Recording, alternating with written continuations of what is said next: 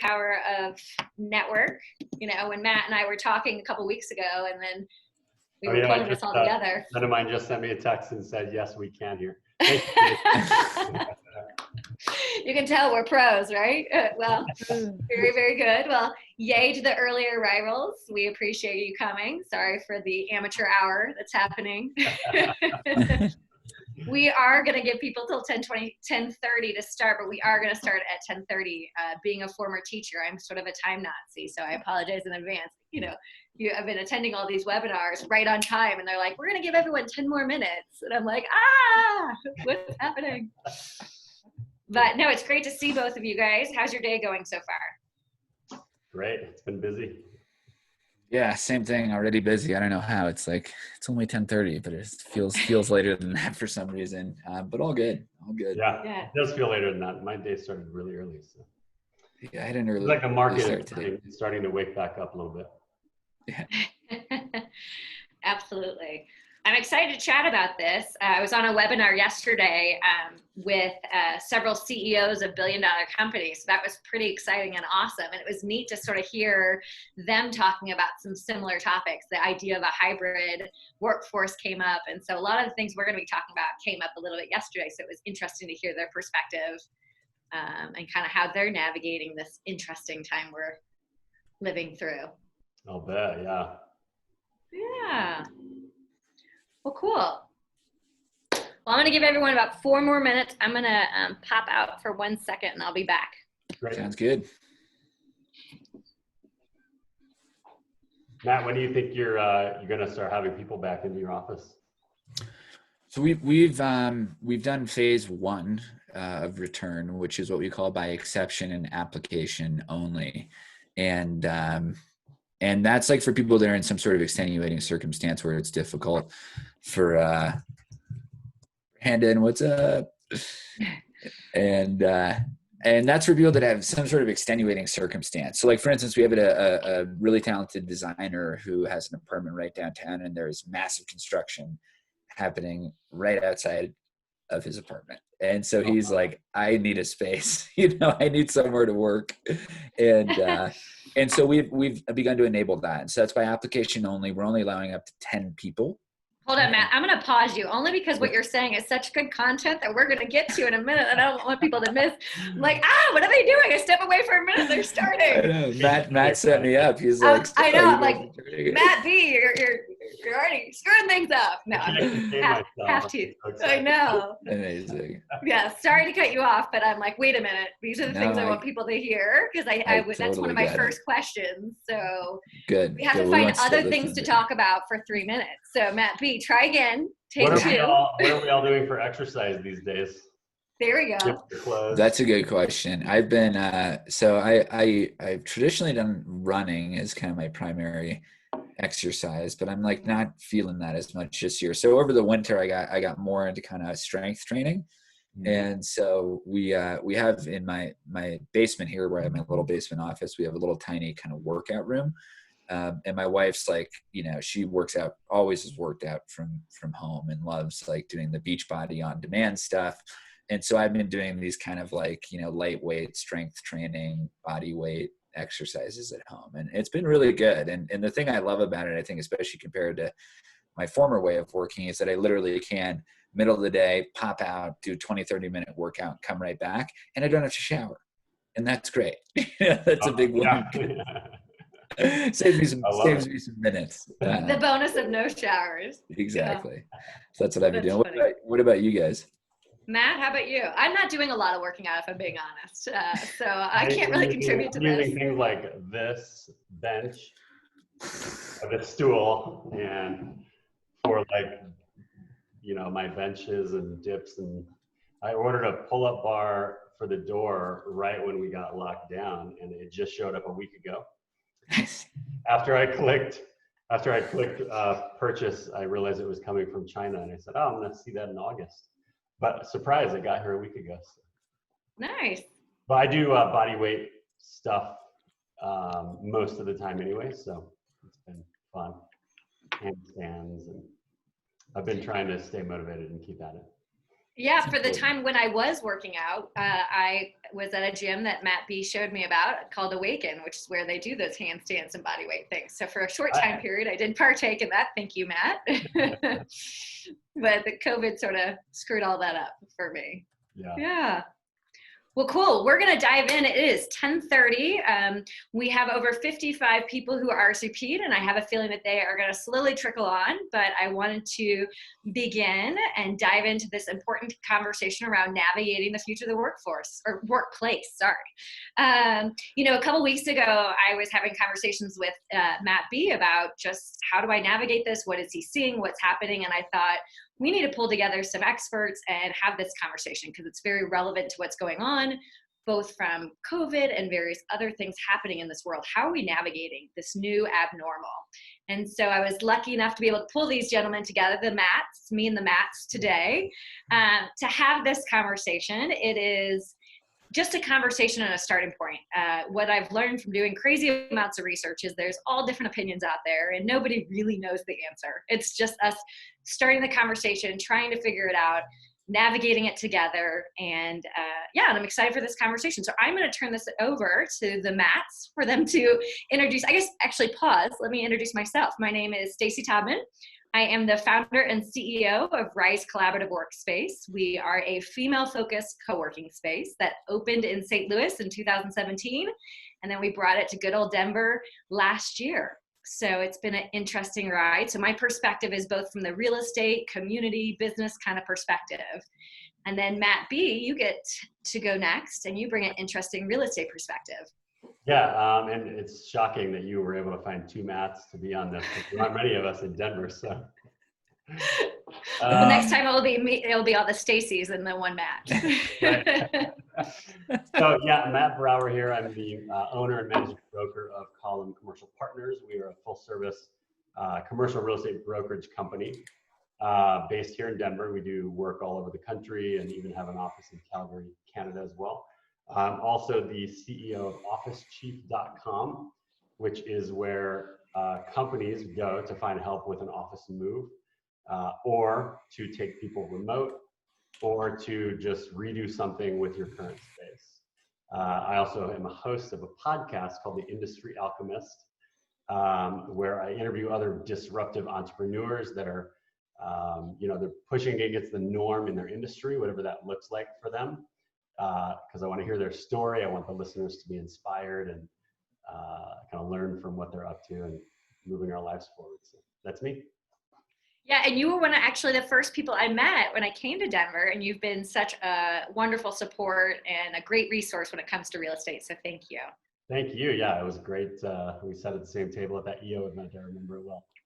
Absolutely. And Matt T, thank you for joining us today. Can you tell us a little bit about yourself? Yeah, absolutely. Thanks for having me. Honored to be here. After all the things that Matt B does, I'm like, geez, I guess I need to get some other things going. I don't know where my energy comes from, but no. Yeah, when you said you already had a busy day, it's because you got 6 different companies you're running. I totally get it. No, that's great and really inspiring, Matt. So thanks for sharing. Matt Talbot, one of 3 co-founders, and I'm the chief executive officer of GoSpotCheck. We're a mobile software as a service company, and we work with large brands to help enable their mobile workforces to track activity and better execute in the field. So this is everything from kind of consumer goods companies, retailers, restaurants, facilities management organizations, med device companies, anyone that has a large mobile workforce or a small mobile workforce that wants to get better eyes and ears on the field. We equip that with our software. Started the company in 2011, so we just hit our 9-year anniversary in May. Oh, wow. Yeah, which is kind of hard to believe. Yeah, it's been a heck of a journey, and it's some other time I'll tell you the whole story on our founding story. But really lucky. I focus a lot on our kind of long-term strategy and vision for the company. Also do our fundraising. We've raised about $70 million of venture capital to help scale the business. Just about 100 employees based in Denver, all in Denver for the most part, and then my other main focus area, which I'm going to definitely integrate into the conversation today, is building and developing culture. Because I think that, at the end of the day, the team creates the outcomes. You can have the best strategy in the world, the best product in the world. The only thing that really matters is having a great team that's highly engaged and feels comfortable and safe to do their best work. So that's a lot of the perspective that I'll bring to the conversation. Yeah, and that's so needed in this conversation. So I'm glad you're on it. And I'm a terrible host. I did not start recording until midway through, Matt, your introduction. So yay for recording. I jumped on it, so I'm also recording. Oh, good. Okay, thank goodness. Well, great. We're going to dive in. You know, I am a big research nerd. My background's in math. And so when I was digging into this topic, I found a statistic that I thought was really interesting and something I'd love to start the conversation with. It says, according to the global workforce or workplace analytics, over 50% of the US workforce could work from home or remote, I should say. But before COVID, less than 4% were actually working from home. Now, obviously, COVID forced us all to do so, you know, but now we're navigating, you know, 4% of 50 or over 50 is not that much. And so we're navigating this. So now what? And so I know, Matt, you sort of got into this conversation a little bit ahead of time, but I luckily stopped you. I'm curious how you guys are thinking about it. Matt T, I'm curious what you're doing. And then Matt B, for you, more about what you're seeing your clients doing. So right. Matt T, can you kind of tell us, you know, COVID forced us all to work from home. And then now what? How do you make those decisions, and what are you up to? Yeah, I mean, it's been, you know, it's funny because as a tech company, I think that, you know, we see in the tech industry a lot of organizations that are remote only and have been for a long time, or enable a lot of remote work as part of their kind of, you know, everyday way of operating. For our organization in particular, we were very office focused, and we relied a ton on kind of synchronous communication. You know, I think if you asked our team, a lot of the feedback you would get is that one of the things that makes our team really effective is the fact that we have a very kind of open door policy. In fact, our office layout is built to support this. So there's almost no walls. You know, me and my co-founders do share an office, but it's a big kind of glass door and it's almost always open. And so our culture and communication was built around this, you know, quick hit hallway conversations and building connections that way. And that's been a huge asset, I think, for our team, because we tend to make decisions very quickly. We tend to rely on a lot of informality versus formality. And it's built a really great sense of kind of shared purpose and shared way of working. And you know, even tactically, I'll go even a little bit further. One of the things that I've always thought is very important for the office is that almost all of our desks are configured to be standing desks, and we have chairs that are kind of high drafting chairs. And so that means people can sit, but they're still at a higher desk. Why is that? I love that because you can walk by and begin a conversation without looking down at somebody who's sitting at a lower desk. So like there are even these little small touches that we've enabled to really, really encourage communication. And since being in the technology and the product space, like cross-functional communication is everything. We rely on all of our teams to work together to deliver great outcomes for our customers. So moving into a remote environment for us was like really different, you know, and we're lucky because there's nothing that requires us to have physical presence, right? We're a digital company. We are part of that group that said, yeah, we could work from home, all of us, if that's what we wanted. Now, should we, or do we want to? That's a very different conversation.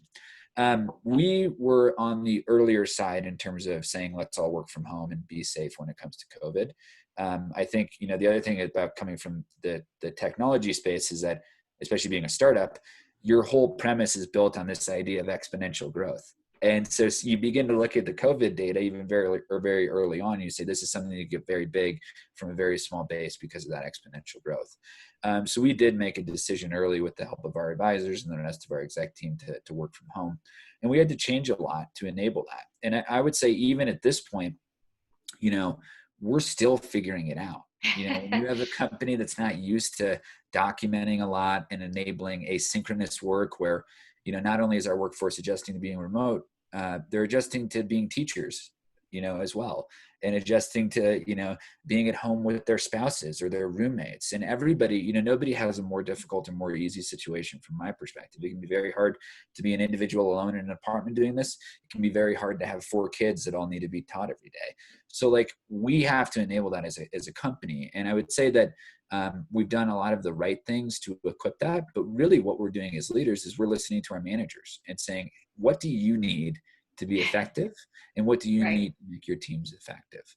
Well, it sounds like it's an experiment that you're learning as you go and adjusting every moment.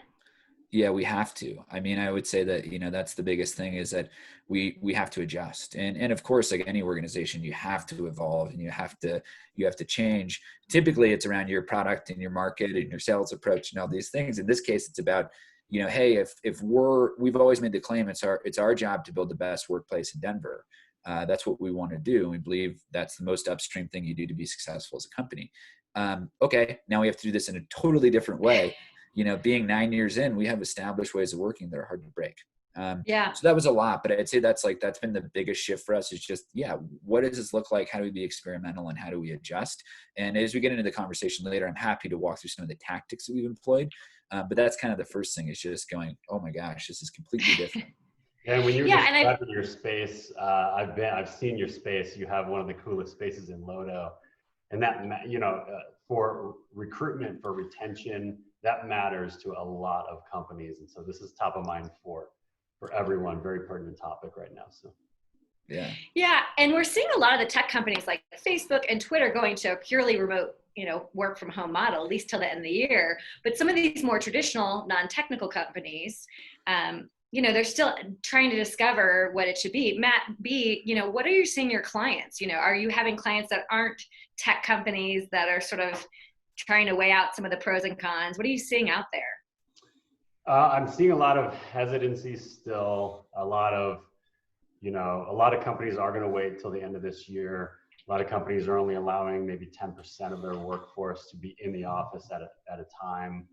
And maybe everyone's trying to create a structure where a portion of their team can go in on certain days, but no one's in the office all at the same time. There's a lot of discussion in the architecture and design community right now about what the future of space is going to look like to make it safer, basically make it cleaner, make it more space per individual, so that we can actually all be together again someday. Yeah. But everyone's just really in a discovery, wait and see mode, just as kind of what Matt's talking about. So that's what I'm seeing so far. Yeah, and I'm excited to talk about the workspace changes in terms of strategy and safety here in a minute. Just sticking on that topic a little bit longer, that same organization, Global Workplace and Analytics, they said a typical employer can save about $11,000 a year for every employee who works remotely half the time. $11,000 a year. I mean, that's a lot of money for companies. And so, Matt B, you brought up safety, but when we're thinking about just survival in this pandemic, and the bottom line, that's a lot of money. And so I know a lot of companies are thinking through that, but this work from home thing has been a topic of conversation before the pandemic, right? This has been a movement that we've seen. It's just sort of forced it. So what goes to my mind is, if every company can save $11,000 per employee, that they do this half time, why aren't more wanting this? Or what are some challenges or things that we're missing in this conversation if we just purely look at that number? Right.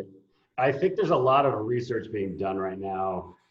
Cornet Global, which is a international kind of real estate, commercial real estate organization that does research, supports the industry, supports very large multi-location companies. They've done a lot of research on this. They actually, a recent survey that they did resulted in 69% of companies planned to shrink their office footprint because, because they allow, they're going to allow more people to work remotely, which obviously, they don't need as big of a footprint anymore. Gartner, just to throw out a couple more here, Gartner is a big analytics research company. 74% of companies that they surveyed said that at least 5% of their surveyed want to remain remote.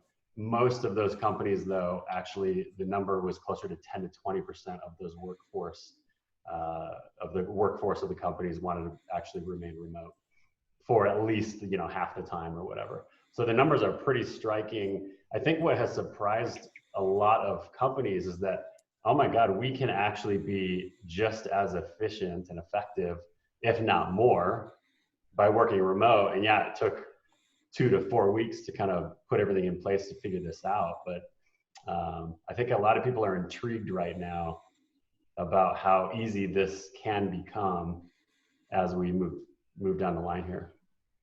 Well, it's sort of like our hand's been forced, right? I think a lot of companies were nervous about it because what if, what if they start working from home, productivity goes, south, or what if this, or what if that, and letting go of control. Let's be honest, myself included, I'm a bit of a control freak. It's scary to let go of control, where COVID forced many of our hands. Matt, too, how does that statistic land for you? This idea of companies can save upwards of potentially 11,000 per employee. I know you talked a lot about culture and how important that is with your company, and you designed your space beautifully. But now, as you're looking at your bottom line and thinking about how you can conserve cash, how did that land for you when I shared that statistic? I think it's, it makes sense, right? And I think there's no doubt savings here. Of course, I always jump to there's a cost to everything, right? And so you're going to end up feeling it some other way. And so I'll kind of provide some perspective there. But very simply, if we begin to think about office, right? It does fall right to the bottom line if you get rid of it. So it's super attractive, right? If you're purely a CFO and you're we have this overhead expense and we can cut that, and that turns immediately into profit without us having to do anything other than rip up a contract and get out of something, that's really attractive. So I think there are going to be a lot of financially oriented leaders, CFOs, that are going to be pushing for restructuring of space, reducing the footprint, and saving that cash. And that's great for a business, right? It enables more funds to put into R&D, sales and marketing, things to differentiate your product and company in a way that's meaningful to your customers. So it really rings true. For us, when we look at office, you also have to add on all the other things that go into the office, right? So our office, it was important for us that we were in a great, high energy and inspiring location. I think that there's a huge connection between one's work environment and one's ability to be productive and creative. And so a beautiful space in a high energy location has a maybe immeasurable impact on people's ability to come in and be inspired and feel like they're really doing their best. There's a ton of research that supports this and shows that it does make an impact. For us, by making that location decision, one of the costs that we had to take on that we only thought was fair was to cover everybody's parking. Oh, wow. That's really expensive. That runs us, a really high dollar amount every year to support that. Right. So not only, especially downtown, you're talking $240 per employee per month just for parking. Right. And then you add in snack service, you add in, all the security work that we have to put in to ensure that we have a safe space. There are a lot of costs that go into an office. The question is, what do you gain? Right. And what you gain, I think, is an ability to build trust when you're in a face-to-face environment that is in my experience, really hard to recreate over Zoom. It just is, right? We're humans. We rely on human connection. Yeah. We rely on building relationships in a way that feels natural. And this is awesome. I'm really enjoying this discussion. At the same time, I'm staring at a screen 18 inches from my face in my basement. It's I'm not getting as much of the energy as I would if we were face to face and we had an audience in front of us and we could make eye contact with people and say, is this point landing? Do people want us to expand on this? Really hard to do, right? And multiply that by every team and every team working together. Yes, there's a dollar savings, but there's a real culture cost. And, when I look at what has made our culture effective, and I think what's really important is, I'll pull a quote from one of my favorite leaders, or at least one of my favorite books on leadership, which is Bill Walsh's book, The Score Takes Care of Itself. And he says, that the key concept is that a team at its best is about connection and extension. And he says, this is the quote: combat soldiers talk about whom they will die for. Who is it? It says guys right next to them in the trench, not the fight song, the flag, or some general back at the Pentagon, but those guys who sacrifice and bleed right next to them. I couldn't let my buddies down. And I think about our team, I've heard this directly from our team members. It's I went above and beyond and worked late because my friend needed this to get done. And that's so powerful. And the key question is you might be able to save some money, but can you effectively recreate those relationships of trust and commitment in a remote only environment? I don't know. to me, that's like the big fundamental question that we're grappling with. At the same time, we also know and respect that some employees will be much happier working from home. They get rid of the commute. Maybe they can live in a more rural setting. Maybe they can have more time with their family. You know, these are all trade-offs. So the complexity of this is just, it's much bigger than, you know, a dollar savings, of course. And it's much bigger than, you know, a cultural thing. It's all about how you get a group of people to work together effectively. And that's hard. There aren't any answers right now, at least from us. Well, and that's why I think this conversation is so important, because I think so often in these situations, the pendulum swings, right? You either pick one side way over here, or you go way over on the other side, because let's be honest, the middle, the idea of and versus or, is a much more complex conversation. It's very nuanced. It's, you know, people want black and white. It's much easier to say it's either this or it's that. And what I would love to see the world, not just with the workplace, is entertain this concept of and. You know, yes, we can save money, and we need to figure out how we support the culture. And that sort of leads us to the second topic that I think is really important as you dig into the research. While the work from home during the pandemic was very successful in some ways, more so than I think a lot of companies expected, you know, we had a lot of special circumstances behind that, right? You know, I read something about, you know, we can't use that data point as a data point, long-term data point, because how you're functioning in a pandemic versus how you're going to function long-term may not be the same. You know, when your job's on the line and you're fearful, you're going to behave one way, right? Versus, oh, I'm used to it. I'm going to go take the dog for a walk, or this or that. Yeah. But nonetheless, a lot of companies are navigating this concept of the hybrid workforce or the hybrid workplace. I read something, you know, a lot of people are like, the offices are dead. You know, that's something they were saying about retail years ago. Retail is dead.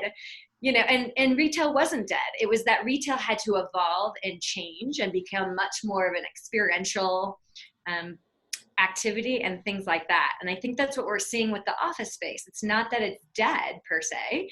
It's that it's going to have to evolve, and we're going to have to navigate this hybrid. Right. But it is nuanced, and it's not black and white. So Matt B., when you think about this hybrid workforce, you know, how do you think the actual spaces are going to have to change to accommodate? You know, in the past, it's like all offices and things of that sort. Right. You know, it's going to be a different experience from the design element. Yeah, for companies. Years ago, we went from, hey, everybody is in their own individual office with a door that I can close, to swinging all the way more recently into wide open, everyone's just in a cubicle so that we can collaborate. And then it was discovered, oh wait, maybe that's not the most efficient way to work. So now the design, the architecture of the layout of office spaces is more of a mix. A lot of people are in workstations where there's a lot of conference rooms, huddle rooms, lounge areas where people can go and collaborate and be together. And that's where it sits right now. And what's going to happen, you know, I've been on several webinars in that community. What's going to happen is that, you know, people maybe still will be in workstations, but it might be, you know, to Matt Talbot's point, one might be a stand-up desk, the next one might be a sit-down, and then the next one might be stand-up. In addition to being more spread out, conference rooms could look very different, you know, whereas somebody would normally fit 10 chairs around a table, maybe there's now going to be 4. So what this is all going to look like, and I've also heard even the hallways, the walkways through an office space need to be wider, or there may be differences in lighting or design, so that it can create a different flow throughout a space so that everyone remains safer. What all this means is that the average you know, square footage per employee, historically right now it's around 200, a little less on average per square feet per employee. That's going to go up. How much is that going to go up? We're not sure yet, but probably at least to 250, maybe even 300. So. Well, and that's where there's conflicting stories out there in terms of people downsizing. They're, you know, from a bottom line aspect, downsizing your footprint is going to save us money. But on the same time, if you're going to have to increase your square footage per employee, it's a wash. And so people are predicting, like, will people actually downsize or will they not? to your point about the spreading out. Right, and that's the question. We don't have enough information yet because we're so new to this. How many companies are actually going to have half their people work remotely versus have them come into the office and just have more square footage? We'll find out how that lays out after a period of time. Is it going to be 1 year, 2 years? I don't know, but it's interesting to think about right now, and I know it's top of mind for all CEOs and CFOs that I've spoken with anyway, and kind of Matt bringing it up is a great proof statement. Yeah. And Matt, too, you speak a lot about culture, and you think, and I know that you guys are kind of navigating this work from home. When you think about a hybrid model where some people are coming into the office, some people aren't, it almost creates a hierarchy, in your will, or a different level of connection. I think that's some of the fears out there, and they speak a lot about the younger employees, the 25-year-olds who are really craving that connection with these 40 and 50-year-olds and learning from them. What are some of your concerns navigating this hybrid model? Yeah, the hybrid model is very scary because it is when everyone's in the office is fine, when everyone's remote, it's fine, right? I think that we're also very cautious. We are in a global pandemic, right? And being a runner, if you're going out on a run with a variable number of miles, you never want to make a decision on how much further you're going to run when you're going uphill.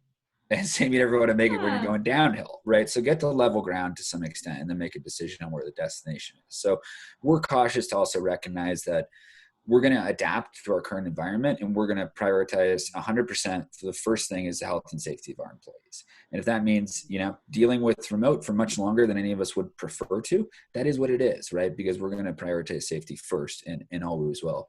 I think that, kind of just to build a little bit on the kind of landlord to tenant stuff, and then I'll explain a little bit more hybrid, is that I do, think that what we are seeing that is definitely happening is that the BATNA is changed. So the best alternative to negotiate agreements, totally different, right? Now that you've experienced this, you can go, what, working from home isn't that bad. I'm in a much better position to now negotiate a lease than I was before when I didn't have that. And so I think all that to say that there's going to be an increasing focus around the intentionality of office. I think for a long time it has been, we're a company, we need an office, let's go. Now it's kind of like it was this big monolithic thing, and the office meant everything. And that was the social gathering place. It was a place to collaborate and communicate. It was a place to see people, into going let's really be intentional. Let's create, these moments. If it's about moments of serendipity, let's do that. If it's about getting together to build social connection and build trust and connection and extension, let's focus the office on that. If it's about collaboration, let's focus the office on that. And every company has to make decisions around, their culture, their team, and kind of what they prioritize there. But I do believe the scary part about hybrid is that it can very quickly turn into a kind of, to your point, the haves and the have-nots, right? The people that are in the office get more information. They're able to influence decisions. They're able to participate with senior leaders. And those that are remote are kind of the afterthought. Mm-hmm. So our perspective is, if we move into a hybrid position, which I think is going to be somewhat likely in the next 12 months, where we either begin to reopen to 30 or 40% of the workforce, maybe on a rotating schedule, we actually have to behave remote first, always. So even if we're hybrid, it's I wouldn't be surprised if our meetings are still taken over Zoom at an individual's desk, even if they're at the office. And the reason why is that we've experienced this, and because we have had a couple people that were remote along the way. If you get a group of 7 people together for a meeting, which tends to be a really good size to collaborate. Mm-hmm. If 6 are sitting around a table and one person is sitting at their computer and looking in from the camera that's attached to the TV, it's kind of hello, hi, it doesn't feel natural. Whereas this communication here that we're doing, we're all have the same amount of real estate on the screen. We can quickly pass the baton to each other. I think as we go hybrid, we're going to still look remote first, and we're going to have to operate that way. And that is tricky to manage, because that's, kind of loses some of what people want in the office, which is that face-to-face collaboration. The most important thing is to orient towards those that aren't in that space, because any type of that division, or the haves and the have-nots, from my perspective, can erode a culture very, very quickly.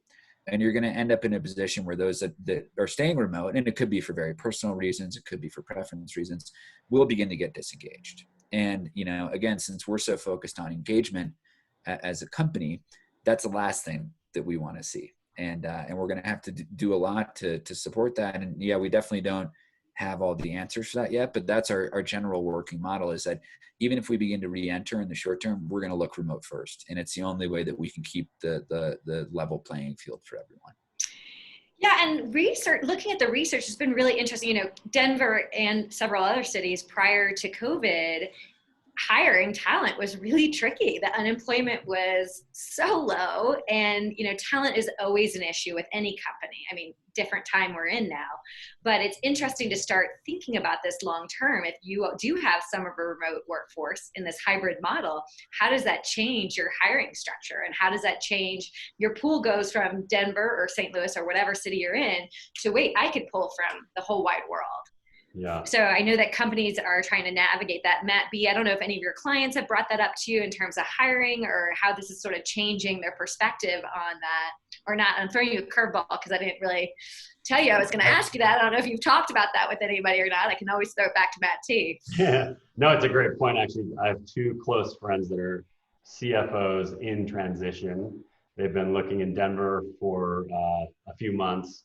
They're now starting to get calls from companies outside of Colorado because it doesn't matter as much where you're sitting because of everything that's happened.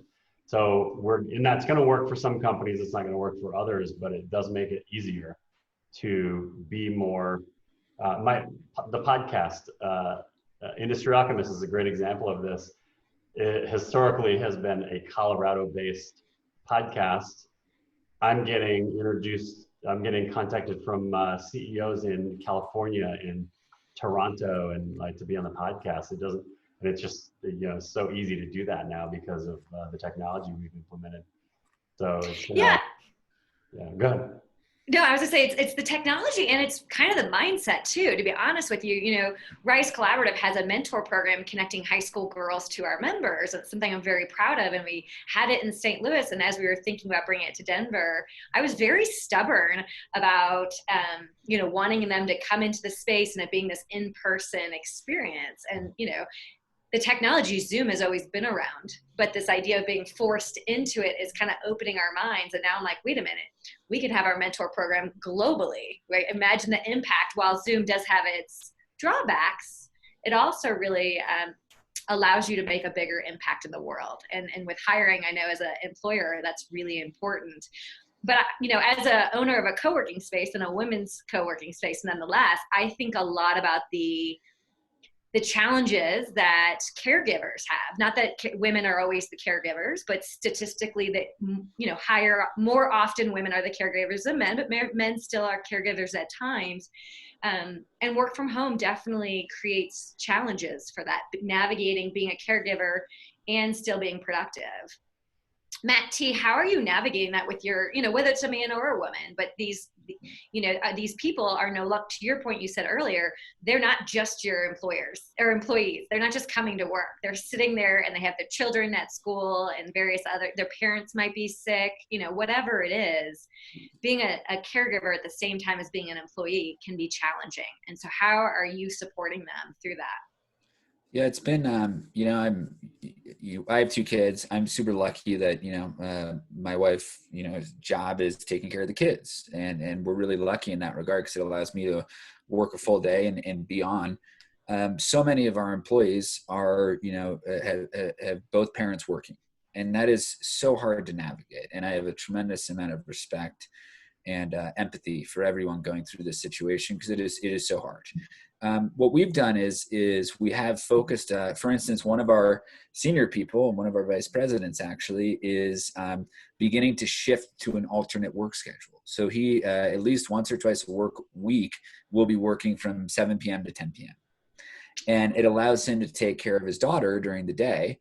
And he's also frankly, without getting interrupted, I can do all the work I really have to do in 3 hours in the evening that would probably take me 8 hours during the day with meetings, interruptions, Slack messages, right? And so like we're going, by all means do that. And so how we're supporting that tactically is we've set up a few principles of operating in this environment that I think are really important. And they're kind of as follows. One, make it very clear and obvious what your schedule is, because so many people right now are like, okay, I'm going to be working from 9:30 a.m. to 11 a.m. And then I got the kids from 11 to 1, and then I'm back from 2 to 3, and then I'll, and like, that's great. We have to support that. And we have to be very forward in thinking about, it's super important, the work that we do. I think it's arguably much more important to ensure that our kids are getting a great education and that their parents are there for them, right? Like, let's be honest, software, child development any day of the week. So we have to ensure that the parents can do that and feel free to do that. So just make your schedule known. So we actually have like a Slack icon that's childcare duty. People just throw that on whenever they're on childcare duty, and then all their teammates and everyone else in the company knows like, hey, they're not going to get back to me. So be very open about the schedule. The second thing is record everything and document as much as you can. So like every meeting by default is now recorded on Zoom, and that provides us a catalog of meetings that people can go back and review. Kind of the nice part about that too is that they can watch it at 2x speed. And so they can get through the content often a lot faster. We're leaning a lot more on what we call things like decision memos. So writing up, if you need a decision, give me the context, give me the financial impact, and give me your recommended decision. And then someone can just consume that whenever they need to and give a yes or no, which is really great. And then the last thing that's been really important, we realized as a company, one of the things that we do well that I think shows up in our amazing customer support and customer success teams, we're very, very responsive. And we've built a culture where someone sends you a message, it's kind of implied that you're going to respond in the next 5 minutes or less, right? That doesn't work when you're juggling all these different responsibilities, and rightly so, that shouldn't be the expectation. So we now said in any message, number one, try to not do direct messages on Slack. Try to post everything in a public channel. It allows other people to get context, and if somebody needs to pick something up, they can. But second, on any request, please put the priority and the timing. And we tend to operate in a way, again, we're a fast moving company, like everything is ASAP and everything is urgent, right? Reality is that like most things, 24 hours is going to make a difference, right? But when you're the receiver of the message and you have this implicit culture that expects a fast return on everything, that guilt becomes very, very real. So we said that shouldn't be how people feel. We can't enable that. What we need to do is for everything all the time, say this is a priority and this is when I need it. And most of the time you really realize, you go, I don't need this till the end of the week. And if someone like our vice president is, doing the evening shift, great. He can bang that out tomorrow night at 10 p.m.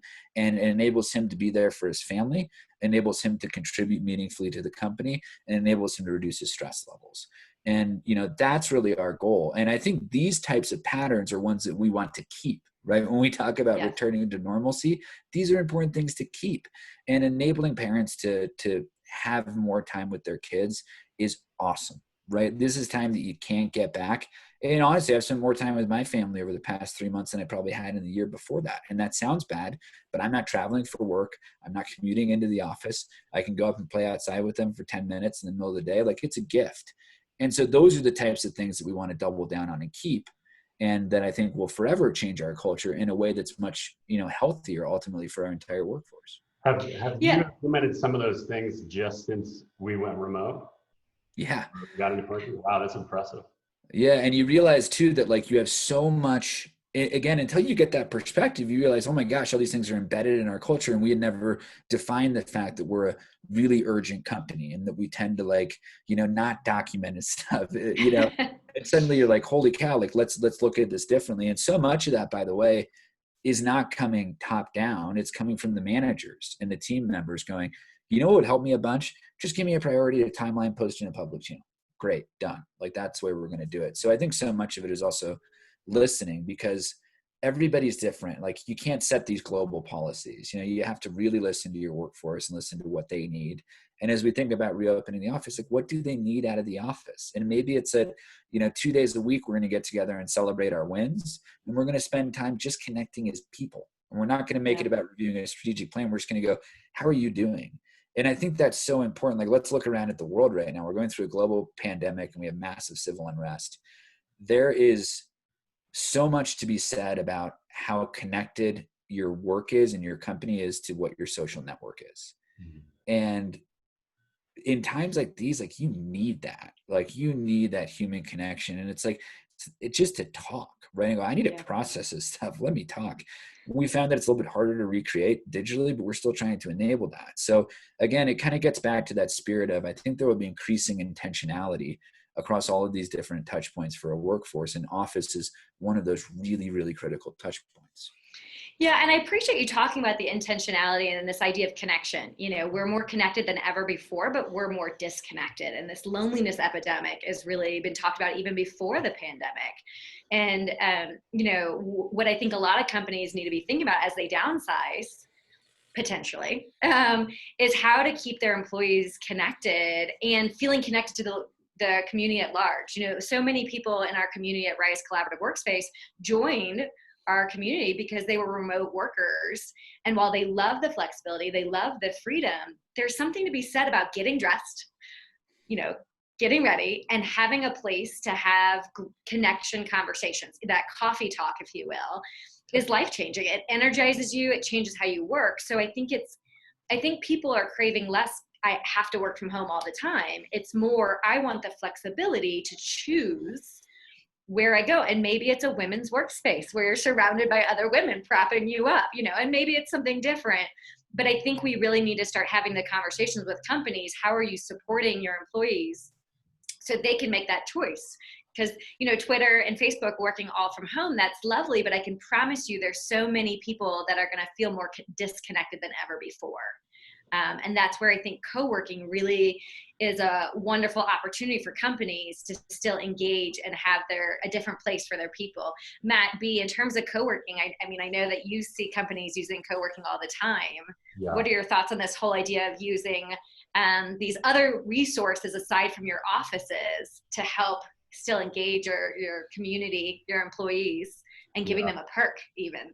I think it's a great point you bring up, and this is a perfect argument for why you would want to join a co-working space. And, you know, Matt, you mentioned I don't have to commute every day and things like that. I think a lot of people are going to get used to not having to do that, and you're going to want to do that less and less. Well, what if, you know, I live in Cherry Creek, Rise Collaborative is right there, and I don't want my employee to, you know, I don't want to have my employee drive to wherever my office is, Westminster, downtown, whatever. We'll just pop into Rise Collaborative and spend half a day so you can be around other people and do your work. And then maybe once a week come into the office, something like that. I think the argument for co-working is that's going to be more and more locations, I think, opening up because of that. Yeah. And Matt T, I know you sort of brought it up on our pre-call. Yeah. You brought up, I was of course ecstatic when you brought up co-working on our pre-call. I don't know if you want to share some of the things you were saying. Yeah. I mean, I think it's they're really strong tailwinds for co-working right now. And I do think I mentioned to you, I think it's a bit ironic to be kind of the WeWork collapse, you know, last year, and it is bad timing because to some extent right now, I think co-working is more important than ever.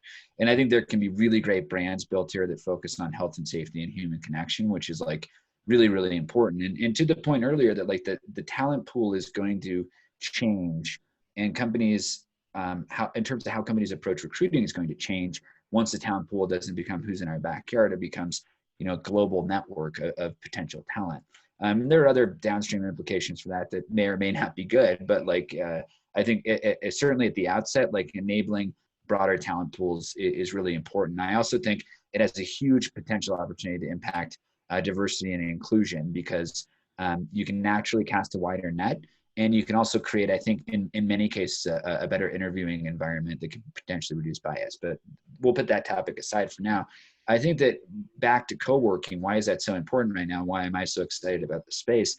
Is exactly that people need human connection. And the idea that like an organization, especially one like ours, like let's think about the, you know, all the small businesses out there that are between, you know, 50 and a few hundred employees.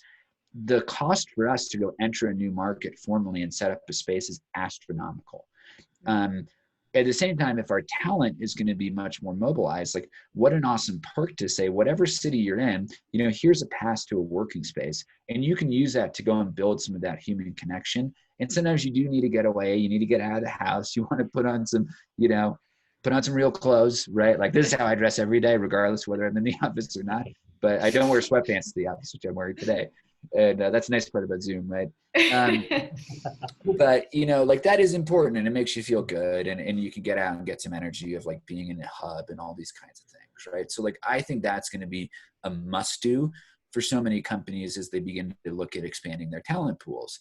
And so I view that as a really, really good trend. And I think the best co-working spaces will create these environments that are just about, you know, great coffee and great internet connection as they are about really driving meaningful human connection. And I think what's so interesting about what you guys are doing is you're doing that also thematically on empowering women.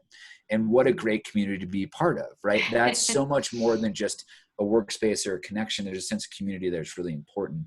And again, this all comes back to the same central theme for me, which is that great, engaged, and happy people make great employees, which make great companies. It's so you have to operate from that place of like, how do we ensure that our people aren't lonely, aren't feeling isolated, feel social connection, feel safe. You do those things and it's just going to be physically different than how it has looked in the past. And that's honestly very exciting. And I think is great for a lot of people, especially if you're in a very high cost city and you want to look at moving to maybe a more affordable place to raise a family or to look at better schools. Suddenly that's open to you as an employee that maybe that wasn't just even 6 months ago. Yeah. But the key, I think, oh, go ahead. Well, I was just going to mention the cost perspective of this too. You mentioned going back to the $11,000 per year. It's not, again, co-working is not going to work for all companies, but my gosh, the savings potential is huge. Yes. Yeah, the annual membership is definitely much lower than 11,000. You know, and I'm obviously biased, but you must not provide kombucha at your. No. Not yet. You know, we live by the quote, you are the average of the 5 people you spend the most time with. It's a quote by Jim Rohn. And it's such an important thing to think about, right? You know, it shapes your reality. It shapes what you think is possible, how you feel. And so I do think it's really important to be in spaces that care more about, you know, people in the past would say, what are your amenities? What are this? Why should I choose you over WeWork or whatever? And I'm like, look, we all serve coffee. We all have fancy internet. You know, it's all those things. That's not why you're going to choose us. You're going to choose us because we care about community. We know how to build community and we'll change your life. But nonetheless, I digress. We have about 4 more minutes of conversation, and then I'm going to turn it over to Q&A. I'm noticing that people are putting messages in the Q&A, in the chat, I should say. Feel free to do so for the next 4 minutes, and then we'll kind of take a peek and try to answer a couple of these before we wrap it up. The last thing we've touched on, but we haven't gone as in depth, is this idea of safety. You know, I think that's top of mind for a lot of people. You know, safety in terms of physical and health, but also psychological safety. You know, Matt T, you kind of touched on it. This is a really challenging time, not just from the pandemic, but these civic issues. I mean, the psychological safety that no matter who you are, how you're going to feel in terms of your workplace is so crucial right now. And of course, the health aspect where a lot of people are fearful. So I'm curious how you guys are navigating safety, or Matt B, what you're seeing companies are navigating safety in terms of the workspace. I know you've alluded to a few of the changes, but I don't know if you've seen any company really nail it or you've been impressed by the things they're doing from a safety perspective. Just to touch on, I think most of the conversation right now is around what the buildings, the property managers are going to do to help their tenants feel safe. And, you know, getting their temperature taken. I think a lot of that's required right now. If that's going to continue, we'll see. This is really going to catapult technology use in buildings, making smart buildings. It's going to catapult that technology very fast. Where it's always been talked about and some people are working on some interesting things, this is going to catapult that industry so fast because it's going to inevitably make us all feel safer. Aside from what I referred to earlier from what the architects, how they're going to change the design of office spaces. You know, I was talking to a friend of mine, he's the COO and CFO of a tech company. Speaking with him this morning, his office manager went to their office. They said, okay, what if we were to implement the safety precautions and the, the social distancing measures that we would feel comfortable with. Right now, their space seats 85 employees. After they were to do that, it would basically seat 25 employees. Oh, So wow. that's a pretty, and that's not from any kind of sort of standard industry or anything like that. That's just what they would do to feel comfortable and have their employees feel comfortable. I think that's probably one end of the spectrum, but we'll see. It's definitely top of mind, and I haven't had many of those conversations in terms of what companies are doing, because a lot of them have not started re-entering yet. Right. I think I sent you a picture of in France, they're creating these like domes for, or I don't know if that was a sketch or what that was, but it was really interesting to see the creativity. Or in Amsterdam at a restaurant, they had these little green rooms for their people at the restaurant to sit in. And it's funny because once we opened Rice Collaborative, some of our members were like, we want Zoom rooms. I'm like, what is a Zoom room? Mm-hmm. They're like a room that's out in the open, but yet we can take off our masks and this and that. So we actually did buy greenhouses, little 6x6 greenhouse, that we built sitting out in our open spaces. And it does have ventilation, so it has the thing on the roof. So there's airflow where people can sit in there and take off their mask so they can have Zoom conversations. It's these little things that you don't think about from I open it, they're all 6 feet apart and they're wearing their masks. And I'm thinking, why would they need a Zoom room? Well, because they needed to be able to take off their mask if they're on Zoom. So it's been fun to get creative and think through some of these things. Matt T, from a safety perspective, if and when you do reopen, how are you navigating that? It's, I think it comes down to two things, and I think you kind of nailed it too. Is like, to me, it's voice and choice. So like, you have to hear what your employees need, and you have to be receptive to that. And we do. We have employees who are immunocompromised, and they might not be comfortable coming back until we're at, true vaccination scale. And we think we've really put COVID behind us, and that could be, we don't know how long. Right. And so we want to hear what makes people feel comfortable. And so we've done surveys, we've created Slack channels. We've done the same thing for some of the recent civil unrest, which we think is very justified. So create a Slack channel where people can share articles, share their feelings. What are they thinking about? So like, really enabling that voice to be heard, I think, is super important. And then, on the choice side is that we're not planning on mandating anything, right? We're going to say that there is a lot of choice here, and it's up to you. Here's what we're going to do to stay safe. I mean, I think if you looked at our prior office layout, probably similar to the company you mentioned, Matt, it's probably like if we had Fauci walk in, he would go, "Oh my God, like this is gonna spread COVID like crazy." I mean, desks that are crammed together, no physical separation. Into now, there's going to be a huge cost adjustment for us to completely refigure our workspace. And the critical thing for us, though, is that that's going to be dependent upon employee choice, that they really want to get back to a workplace, and we will make sure that it's safe. And even I was at our office yesterday, looking at a few things. We've got posters all over the place and hand sanitizer everywhere. That's like, hum the ABCs twice, do anything you touch, wipe it down. And like, we try to inject some comedy in it. But like, those are all things that are in place. The big question will be the choice from the workforce on how quickly they want to get back. And we view it as our job to serve that and to enable that. Absolutely. Two things I have started to see is actually coming from the furniture manufacturing industry, furniture dealers. Cubicle walls were very high in the past. They came down, and then now there's no cubicle walls. There's just desks and benches. Some of the products that I'm starting to see are not necessarily cubicle walls, but there's some really cool materials that you can just erect on your sides and in between two people that might be facing each other, just to create that separation. So it's essentially looking like walls are coming back up higher, but in a cooler, more modern way. And then the other thing that I have also heard that I didn't mention, this concept of nobody having their own dedicated desk. And what that will result in is nobody is going to collect their personal items at their workstation, which means the janitorial service can clean a workstation much, much deeper with less things on top of a workspace. So that's probably going to happen as well. Yeah. Oh, that's interesting. So just to keep us on track, it's 11:23, so we have 7 minutes. So for the next 4 minutes, I want to try to answer at least one of these questions that people pose. We have two questions that were posed to us. We've touched on a few things. John said, although companies may be able to save money having part of their workforce work from home, the other consideration is the ability to collaborate. We have learned that collaborative working has been effective in helping companies develop new product services more rapidly. Um, Companies have to weigh a number of factors. Culture is another huge factor. It sounds like it's more of a statement than a question. I don't know if there's anything you guys want to respond to that.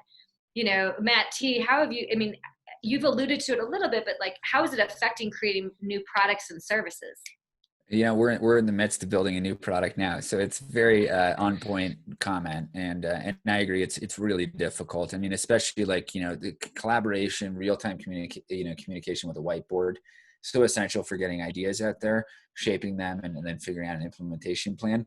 And like they're like these digital whiteboard tools or whatever they are, but like they just don't seem to work as well, right? And maybe I'm old school, but like I love a good whiteboard in a nice physical space. You can feel energy, right? Like it's hard, and I don't think that we've cracked that nut yet. I think that some of it is people getting more and more comfortable with Zoom, right? And you can begin to enable that. I do think the second thing is like a lot of it depends on the team and the context and the way of working. And when there's trust already built, I think you can get away with a lot by shifting to Zoom.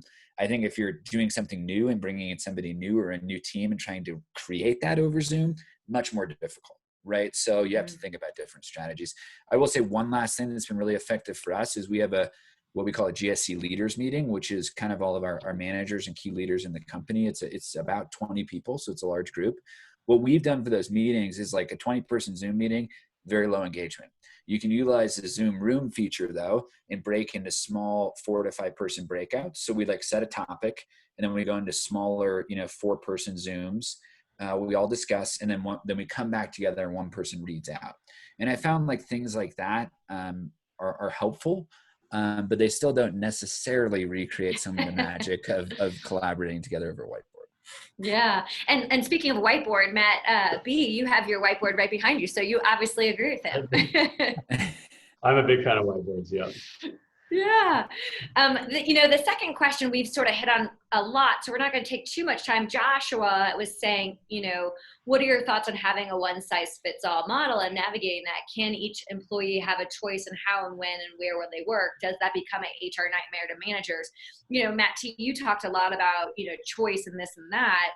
I do hear what he's saying, this HR, does that become an HR nightmare to manage? I hear that. I don't have a lot of experience with HR managers, and Matt B, I don't know if you do. So I don't know if you want to jump on that because Matt was just talking, or if we want to throw that back to Matt T again. Either one. I think it's a great question and it's very thoughtful, and it is going to come down to choice. I think it seems to me like most companies, most managers are going to allow their employees to make their own choice because they're not going to want to have anyone feel uncomfortable by, dictating, hey, we're all going to be in the office now or whatever. So what HR nightmares that might cause, I don't have enough experience about that either.